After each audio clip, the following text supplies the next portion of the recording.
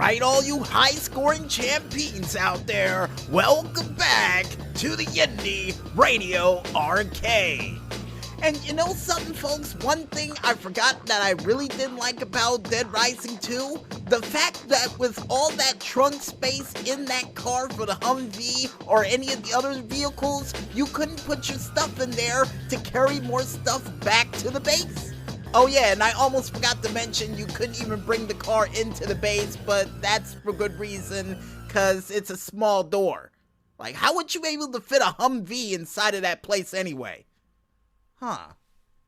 Well, before I overthink that, folks, I think it's time for us to check out a couple of your games that are trying to make their way to the main stage and put a couple of your high scores on high display for possibly one of the last times for this decade for another edition of the Indy Wall of Fame. And the first game that we have up comes from the developers Crafting Legends with their game Death Trash. And if I do remember, a couple of months ago, we did mention this game a part of the Tuesday night special, or possibly for the Foursquare Delight for Under the Radar. But either way, it never hurts to mention a game more than once, because this game automatically reminds me of a combination of adventure show, oh wait, not adventure show, regular show, with a little hint of the first Fallout game that came out for PC. And here's hoping in the near future for this game, besides getting a chance to actually choose and create your own characters, they allow you to also make your own weaponry as well to take out a couple of the bad guys in this game. Cause I got a feeling you may have to make some form of laser rifle to take out whatever sort of organic creature that's lurking in one of those caves. Yeah, because I got a feeling it's not friendly. Really don't. And the next game that we have up comes from the developers Early Morning Studios. Nice developer studio, by the way, with their game Vampire's Fall Origins.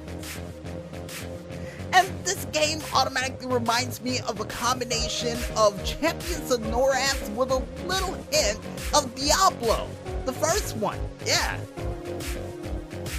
And here's hoping in the near future for this game, besides the ability to actually take other people's blood for health, maybe just maybe a Morning Star to be included for this game. And yes, Maestro, like every game we've talked about that involved medieval weaponry, a Morning Star or a medieval flail would work in this game. But if they can't, give you that, maybe all of the powers that a vampire could possibly have in this game during the night hours of it. Yeah, that would be pretty cool if they can include it.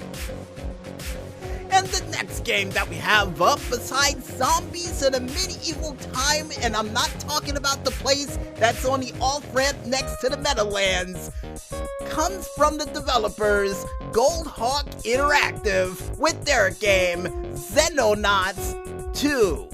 Or Xenonauts? Yeah, we got it right the first time. Nice. And this game automatically reminds me of Bedlam, with the exception that you're not in a giant oversized robot walker fighting a whole bunch of mutant creatures, but yeah, same concept. And here's hoping in the near future for this game that they give you a chance to actually come up with some form of exosuit to fight against these alien forces. Cause I got a feeling you're gonna need it, and if you can't get that, maybe a chance to use their alien technology against them if your guns are ineffective. Cause that could be another thing that you could run into as a problem for this game. Chances are, I don't know. And the next game that we have up comes from the developers Jutsu Games. Nice developer name, by the way, with their game 112 Operator. And this game automatically reminds me of the show 911 with a little hint of, well, I guess SimCity 3000 with the emergency units that responds to everything that goes wrong in your town. because they do a lot of work in that town, especially if your town is huge in that game. But that's besides the point, because here's hoping in the near future for this game to help with the response time of the people in it. They allow you to upgrade the different vehicles to help out with different emergencies that goes on throughout the town. And Maestro said to actually include something to cause an emergency in it, but why in the world would you want to do that for? Come on, I mean, they got it hard enough as is. And the next game that we have up, besides Maestro's Thirst for Destruction, comes from the developers Sim Fabric with their game Electric's Electromechanic Simulator. And I almost thought it said Electromagnetic Simulator, but I was wrong. And this game automatically reminds me of a combination of not only one of those phone repair stores with a little hint of the movie Eagle Eye. And here's hoping in the near future that if this does lead to an Eagle Eye or possibly an enemy of the state situation with Will Smith, that they give you a way to use the device that you're trying to fix to help you out of it. Because I got a feeling if you end up like that, you're going to need all the help you can get. Trust me. And the last but not least game that we have up for this week and for the decade for this show, folks, comes from the developers Don't Bite Devs with their game Off-Road Transport Simulator. And this game automatically reminds me of a combination of Big Mother Truckers with a little hint of spin tires on there as well. And here's hoping in the near future, like the video game Smuggler's Run or Smuggler's Run 2, that they include the car with the tire on the front and the tank treads on the back to truly help you get cargo from one place to the next. And Maestro's wondering why in the world I want that car in the game so bad? Because it's cool. Name one other car you know of out on the street that has tank treads on the back and regular tires on the front. That's awesome to me. So hopefully they can include it in.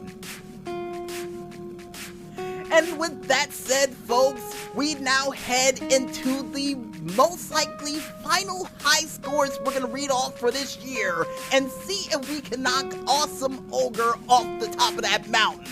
And the first high score that we have up comes from Jess with his high score of 766,190 in the video game Twin Eagle 2 The Rescue Mission for the arcade. Not bad. Next high score that we have up, and speaking of devil, comes from Awesome Ogre with his high score of 28,190 for the PSX game of Missile Command Classic Level 1. You know, I actually remember playing this game, but I had the handheld version of it. Yeah, and by the way, thank you Jonathan Dawkins for giving me that game back in, I guess, elementary school. I still have it too. But besides that thank you for a game I got back in elementary school, folks, the next high score that we have up comes from the gamer Your Move Creep, nice name by the way, with his high score of 101,750, a part of the PS2 game of Neo Contra. And the next high score we have up after that comes from S. Baz with his high score of 29,730, a part of the Game Boy game of R-Type 2. And I'm pretty sure that's a part of the R-Type DX collection that I had when I was a kid as well. Never beat that game, but that's besides the point, because the next high score that we have up comes from G. Tibble with his high score of 70,700, a part of the Atari game of Sly Spy Secret Agent. Then G. Tibble comes back once again with another high score of 25,600, a part of the Atari game of Midnight Resistance. Not bad, not bad. Then we have have none other than Dumble with his high score of 7,702,840 for the arcade game of Twin Cobra 2. And I guess with that last high score read, folks, I guess Awesome Ogre gets the chance to keep his high-scoring crown for this year. And wait, according to the Maestro, we have one more high score left to read on the leaderboards, and it comes from none other than Omar Geddon with his high score of, wow. And with that high score, folks, before we even read it, we have a new king in the high-scoring camp, because Omar Geddon would be able to score none other than 94,032,206, a part of the Game Boy Advance game of Muppet Pinball Mayhem, under the Kermit level with only 5 balls. And if you guys want to check out any other cool high scores that are still trying to make their way through the Twitterverse as we speak, you can head on over to the Twitter page of one man only known as @HighScore, or head on over to their website known as highscore.com to win cool prizes for your high scores. And to wrap up the year, because I got a feeling nobody's going to beat this high score in less than 24 hours, none other than Omar Geddon with his high score of 94,032,206, a part of the Game Boy Advance game of Muppet Pinball Mayhem under the Kermit difficulty level with only 5 balls.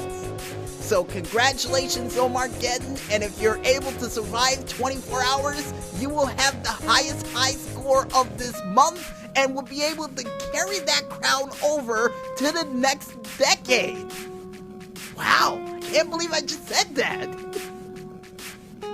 And if you guys want to go ahead and check out any other cool and awesome games that are still trying to make their way to the main stage via cargo plane, cargo ship, or even subterranean train that is currently rumbling underneath your toes, then you can go ahead and head on over to the store.steampower page, only known as store.steampower.com, and just click ever so lightly on that Indy button, and click even lighter on that upcoming page to check out a whole bunch of cool and amazing games, like the fireworks that you're most likely gonna buy to shoot off for New Year's Eve heading into the new decade, which will be more bang for your buck.